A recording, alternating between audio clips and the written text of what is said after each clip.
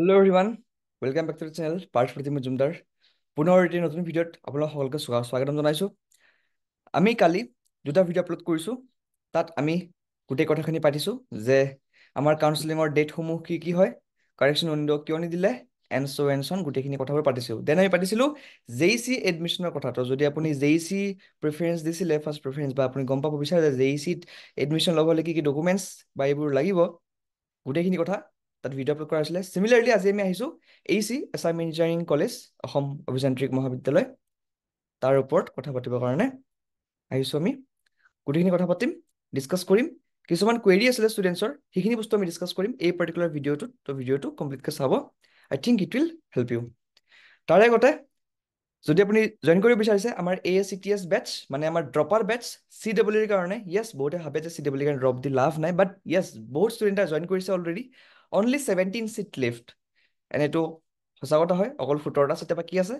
আমাৰ last admission 31 July, 100% refund যদি selection হয়, বিকজ আমাৰ আছে কনফিডেঞ্চ যে চিলেকশ্যন হৈ যাব। জইন কৰিব পাৰে আজি ASCTS বেটছ, ডিছক্ৰিপশ্যনত লিংক থাকিব, জইন কৰক, নহ'লে স্কেন কৰক, নহ'লে ফোন নম্বৰত হোৱাটছএপ কৰক বা কণ্টেক্ট কৰক। ঠিক আছে, এতিয়া আমি আহিলো আমাৰ কথালে, যিটো মূল কথা হয়। Attention to the students of BTech first semester admission into SM Engineering College, that is AEC. ইয়াত আপোনালোকে, ইয়াত এটা বস্তুৱে কোৱা হৈছে, যদি আপোনালোকে এডমিশ্যন ল'ব বিচাৰিছে AECত, আপোনালোকে ইয়াত পে' কৰিব লাগিব 10,000 rupees এণ্ড প্ৰিণ্ট আউট ল'ব লাগিব পে'মেণ্ট ৰিচিপ্টটো। ঠিক আছে, অ'কে। লগতে এটা বস্তু আৰু মেনশ্যন কৰা হৈছে যে ডকুমেণ্ট ভেৰিফিকেশ্যনৰ টাইমত আপোনালোকে provisional admission process candidates have to produce documents listed in table 2 in origin in sets of 2 Xerox copies in the same. মানে এখন এখন অৰিজিনেল কপিৰ দুখন দুখন জেৰক্স। এইখিনি বস্তু ইয়াত মেনশ্যন কৰা হৈছে, ইয়াৰ বাহিৰে একো মেনশ্যন কৰা হোৱা নাই। ডেট দিয়া আছে, ডেটখিনি আমাৰ কি কি হয়, ছেইম হয় জেইচিৰ লগত, যোৰহাটৰ লগত ছেইম হয় আমাৰ AECৰ ডেট, ডেট ইজ 27 and 28। ইয়াত কি লিখা আছে, mechanical, computer science, industrial production and civil 27ত হ'ব। টাইমিং দিয়া আছে 9:30 to 1:30 and 2 PM to 5 PM। 28ত হ'ব কেমিকেল, ইলেক্ট্ৰনিক্স, ইলেক্ট্ৰিকেল ইনষ্ট্ৰুমেণ্টেশ্যন। এইখিনি আমাৰ হ'ব কেতিয়া হ'ব, same 9:30 AM to 1:30, then 2 PM to 5 PM। Respective ব্ৰাঞ্চৰ ৰেচপেক্টিভ ডেটত ৰেচপেক্টিভ টাইমত আপোনালোকে উপস্থিত থাকিব লাগিব। যদি উপস্থিত নাথাকে আপোনাৰ চিটটো এনেও কেঞ্চেল হ'ল। যদি উপস্থিত নাথাকে, যদি বোলে ফৰ এক্সাম্পল 27ত মেকানিকেলৰ আপুনি যাব লাগে, গুচি গ'ল 28ত, কনচিডাৰ কৰা নহ'ব। বা আপোনাৰ কেমিকেলৰ আছে 28ত, গুচি গ'লে 27তে, এক্সাইটেড হৈ পেলাই যে মইতো চিট পাই আছো, এডমিশ্যন একদিনাখন আগতে লৈ লওঁ, কিনো আছে, দিয়েতো দিব, বিকজ চিলেক্ট হৈ আছো, নহ'ব। এণ্ড প্লেচটো কোনটো, অডিটৰিয়াম কলেজ মেইন বিল্ডিং। গমেই পাই যাব, সেইটো বহুত ডাঙৰ কথা নহয়। চিম্পলি বাছত উঠি পেলাই, বা বাছ নহয় মানে তাতে টেম্পু এইবিলাক পায়, বা ৱাক কৰি বা যেনেকৈ হ'লেও গ'লে আপোনাৰ অডিটৰিয়াম বুলি ক'লে গমেই পাই যাব, একো প্ৰব্লেম নাই। Documents to be submitted at the time of document verification cum provisional admission. ইয়াত কি কি ডকুমেণ্টছ লাগিব, প্ৰথম কথা পাছপৰ্ট চাইজ ফটো, ঠিক আছে, with name on the back side. Back চাইডৰ পেন দিয়ে, ফ্ৰণ্ট চাইড নহয়, আকৌ বেক চাইডত নেম, ফ্ৰণ্ট চাইডত নহয়। ঠিক আছে, পাছপৰ্ট চাইজ ফটো লাগিব 5 কপি, 5 নম্বৰ্ছ, মানে 5 কপি লাগিব। Seat allotment letter and acceptance letter from DT। DT আপুনি চিট পাইছে, DT আপোনাক প্ৰুফ দিব ন, seat allotment letter, acceptance letter, সেইটো আপুনি একচেপ্ট কৰিব অবভিয়াছলি। একচেপ্ট কৰিলেহে একচেপ্টেঞ্চ লেটাৰ পাব, যদি একচেপ্ট নকৰে একচেপ্টেঞ্চ লেটাৰ নাপায়, চিম্পল। PRC লাগিব as usual, of course. CWE rank card and admit card of course লাগিব। Class 12 marksheet, class 12 pass certificate, class 10 admit card for age proof.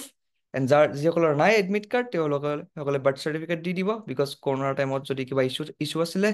Caste category certificate if applicable for OBC category, NCL must submitted along with OBC certificate. এতিয়া বহুত ষ্টুডেণ্টৰ এইটো doubt আছিলে যে আমাৰ NCL নাই বাট OBC আছে, দেন এতিয়া আপুনি OBC কেটেগৰী যদি হয় NCL ছাবমিট কৰিবই লাগিব। উইদাউট NCL আপোনাৰ ফৰ্ম ৰিজেক্ট হৈ যাব।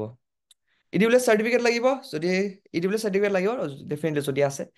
যদি ৰিনিউ কৰা আছে কি আছেতো ক'ব গ'লে থাকিব পাৰে, বাট ৰিনিউ কৰা আছে নাই, ঠিক আছে। PWD চাৰ্টিফিকেট ইফ এপ্লিকেবল, ঠিক আছে, যদি আছে দিব লাগিব।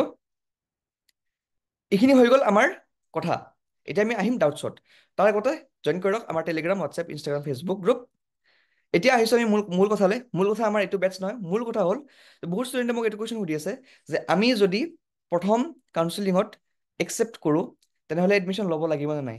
তেনেহ'লে 100% একচেপ্ট কৰিব লাগিব। আপুনি এডমিশ্যন ল'বই লাগিব যদি একচেপ্ট কৰে নিজৰ ব্ৰাঞ্চটো, নিজৰ কলেজখন। যদি আপুনি একচেপ্ট নকৰে তেনেহ'লে আপুনি ডকুমেণ্ট ভেৰিফিকেশ্যন যাবই নালাগে, কলেজত যাবই নালাগে। বেকাৰ 10,000 ৰুপিজ আপুনি কিয় দিব? তেনেকৈতো আপোনাৰ 5টা কাউন্সিলিং হ'ব। 5টা কাউন্সিলিঙত আপুনি চবতে যদি আপুনি 10,000 টকাকৈ দিয়ে তেনে আপোনাৰ 50,000 টকা। চ' কমন চেন্স হয়। বাট বহুতে সুধি আছিলে যে যদি ব্ৰাঞ্চ একচেপ্ট নকৰোঁ, যদি কলেজ একচেপ্ট নকৰোঁ, তেনেহ'লে আমি কি কৰা উচিত? যদি আপোনালোকে একচেপ্ট নকৰে তেনেহ'লে ফিজ পে নকৰিব, নাযাব JEC। ইমান দূৰ কিয় যাব লাগে যোৰহাট, হয় নাই? চ' বা ইমান দূৰ কিয় আহিব লাগে গুৱাহাটী? আহিব নালাগে, চিম্পল। এতিয়া কথাটো হ'ল বহুত ষ্টুডেণ্টছৰ লগত ডকুমেণ্টছ নাই। যিসকলৰ ডকুমেণ্টছ নাই ট্ৰাই কৰক ডকুমেণ্টছ কালেক্ট কৰিবৰ কাৰণে। যদি কিবা মেজৰ ইছ্যুজ থাকে তেনেহ'লে আৰু কাউন্সিলিঙৰ দিনাখন যাব, ক'ব এইটো প্ৰব্লেম আছে। যদি একচেপ্ট কৰিলে আৰু একচেপ্ট কৰিলে, যদি একচেপ্ট নকৰিলে ৰিজেক্ট হৈ যাব, চিম্পল। আকৌ নেক্সট কাউন্সিলিঙত পাৰ্টিচিপেট কৰিব লাগিব। সেইটোৱে, বুজি পালে? খালি এটা প্ৰব্লেম থাকি যাব। প্ৰব্লেমটো কি হ'ব? যদি আপুনি নেক্সট কাউন্সিলত পাৰ্টিচিপেট কৰিম বুলি ভাবিছে, আপুনি আপগ্ৰেডেশ্যন কৰাবই লাগিব।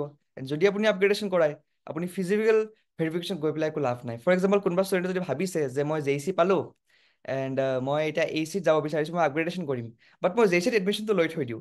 This is not possible. যদি আপুনি আপগ্ৰেডেশ্যন কৰিবৰ কাৰণে গৈছে তেতিয়া আপুনি JECত এডমিশ্যন ল'ব নোৱাৰে। যদি আপুনি আপগ্ৰেডেশ্যন নাই কৰা, JECত চিটটো লৈ থৈ দিছে, তেনেহ'লে এডমিশ্যনটো লওক, চিম্পল।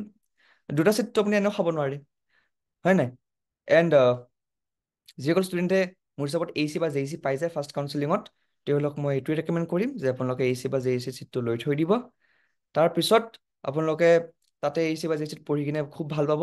এনে AEC বা JEC বুলিয়ে কওঁ, জিষ্ট, BBC, BVEC, ফাৰ্ষ্ট কাউন্সিলিঙত আপোনালোকে যিখিনি কলেজ পাই যায়, ব্ৰাঞ্চ পাই যায় আপোনালোকৰ মনৰ হিচাপত, সেইখিনি আপোনালোকে জইন কৰিলে ভাল। বিকজ আপোনাৰ ফাৰ্ষ্ট প্ৰেফাৰেঞ্চ আছিলে। আপোনাৰ যদি ফাৰ্ষ্ট প্ৰেফাৰেঞ্চ আছিলে AEC বা JEC, যদি আপুনি চিট পাই আছে তেন ডেফিনেটলি আপোনালোকে লোৱাটো উচিত। কথাটো এইটো হৈ যায় যে বহুত ষ্টুডেণ্টে কি কৰে, ফাৰ্ষ্ট কাউন্সিলিঙত মানে অভাৰ কনফিডেণ্ট হৈ যায় চিটটো পাই পেলাই বা কলেজখন পাই পেলাই, যে আমি ছেকেণ্ড কাউন্সিলিং আৰু বেটাৰ পাব পাৰোঁ। বাট ছেকেণ্ড কাউন্সিল গৈ পেলাই তেওঁলোকৰ কিন্তু বেটাৰ ব্ৰাঞ্চ বা কলেজ নাপায়। তেওঁলোকে তেতিয়া মানে মোক মেছেজ বা তেনেকুৱা কল কৰে যে মানে আমি ফাৰ্ষ্ট কাউন্সিলিঙত ভাল ব্ৰাঞ্চ পাইছিলোঁ, ছেকেণ্ড কাউন্সিলিঙত আমি ভাল ব্ৰাঞ্চ নাপালোঁ, এতিয়া ছেকেণ্ড কাউন্সিলিঙৰটো লোৱা উচিত, এতিয়া থাৰ্ড কাউন্সিলিঙত যোৱা উচিত। আকৌ সেইটো এটা চাইকেল বনি যায়, আকৌ থাৰ্ড কাউন্সিলিঙত গ'ল, আকৌ কি গেৰাণ্টি যে ভাল ব্ৰাঞ্চ পাব? চ' প্ৰথমতে যিটো ব্ৰাঞ্চ পাই আছে, যি কলেজ পাই আছে, যদি ভাল পাই আছে, অবভিয়াছলি ভাল পাব, বিকজ ফাৰ্ষ্ট প্ৰেফাৰেঞ্চটোৱেতো আপুনি দিছিলে। এণ্ড মষ্ট প্ৰবেবলি আপোনাৰ ফাৰ্ষ্ট প্ৰেফাৰেঞ্চটোৱে আপুনি পাই যাব বা ছেকেণ্ড প্ৰেফাৰেঞ্চটো পাই যাব। তো যিখিনি আপোনাৰ ভাল লগা ব্ৰাঞ্চ বা ভাল লগা কলেজ হয়, যিখিনি আপুনি প্ৰেফাৰেঞ্চ দিছিলে, সেইখিনি আপোনাৰ প্ৰথমতে আহিব। এণ্ড যদি প্ৰথমতে আহিছে আপুনি জইন কৰি লওক, চিম্পল কথা। তাত একো কনফিউজন হ'ব নালাগে। যিসকলে জইন নকৰে তেওঁলোকৰ এটা ৰিস্ক থাকিব যে তেওঁলোকে ছেকেণ্ড কাউন্সিলিঙত আকৌ বহিব লাগিব, বাট ছেকেণ্ড কাউন্সিলিং আপোনাৰ সোনকালে হৈ যাব, এইটো মাহতে হৈ যাব। তো ইমান একো প্ৰব্লেম নাই। ছেকেণ্ড কাউন্সিলিঙতো ক'ব গ'লে আপোনাৰ মানে কিবা ভালেই আহিব এনেও, যদি এইটো কাউন্সিলিঙত আপোনালোকে নাপায়। ফৰ এক্সাম্পল কোনোবাই চাপ'জ বিচাৰি আছে AECত ল'ম বুলি, বাট সি চাপ'জ JEC পাই গ'ল, এতিয়া বিচাৰা নাই, বাট কনফিডেণ্ট আছে যে মই AEC নেক্সট টাইম পাই যাম, তো তেনেহ'লে আপোনালোকে আপগ্ৰেডেশ্যন গুচি যাওক। বাট কাৰোবাৰ যদি ৰেংক একেবাৰে বেয়া ৰেংক হয়, বেয়া ৰেংক মানে মই এইটো নাই কওঁ যে 5,000 6,000, বেয়া ৰেংক মানে 2,000ও হ'ব পাৰে, 3,000ও হ'ব পাৰে, ডিপেণ্ডিং আপোনাৰ ৰিজাৰ্ভেশ্যন আছে নে নাই, ঠিক আছে? তো কাৰোবাৰ যদি ৰেংক খুবেই বেয়া হয় তেনেহ'লে আৰু তেতিয়াহ'লে ৰিস্ক লোৱাটো অকণমান এটা ফেক্টৰ থাকে। বাট আপোনাৰ পাৰ্চনেল ডিচিশ্যন হয়, এইটো আপুনি পাৰ্চনেল ডিচিশ্যন, আপোনাৰ পাৰ্চনেল লাইফ, পাৰ্চনেল চইচ, যি কৰে আপোনাৰ ইচ্ছা। মই কোনো নহওঁ যোনে আপোনাক এনেকুৱাকৈ ছাজেষ্ট বা ৰেকমেণ্ড কৰিব পাৰোঁ। বাট মই এইটো বস্তু কওঁ, যদি আপোনালোকে কিবা এটা ভাল ব্ৰাঞ্চ পাই আছে, ভাল কলেজ পাই আছে, চিটটো লৈ থৈ দিব, আপগ্ৰেডেশ্যনৰ কাৰণে নাযাব।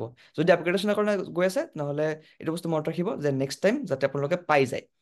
নাপালে খালি আপোনালোকৰ পিছত আকৌ মোক টেক্সট বা মেছেজ কৰি পেলাইতো একো লাভ নহ'ব, হয়নে? ঠিক আছে, এইখিনি আছিলে কথা। ইয়াৰ বিষয়ে একো কথা নাই। এতিয়া আমি আহিছোঁ আমাৰ এই গ্ৰুপটো জইন কৰি ল'ব পাৰে, পেইড গ্ৰুপ হয়, এটাই বেটছ হয় গোটেই নৰ্থ ইষ্টত, এণ্ড 100% ৰিফাণ্ড আছে। যদি জইন কৰে 31 জুলাইৰ আগত জইন কৰি ল'ব, বিকজ অলৰেডি বহুতে জইন কৰিছে। 17 চিট লেফ্ট, জইন কৰিব পাৰে। This is the ACTS batch 2025।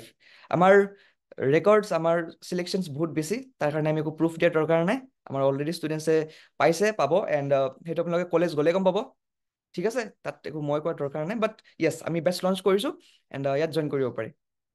Thank U for ৱাচিং দ্য ভিডিঅ'।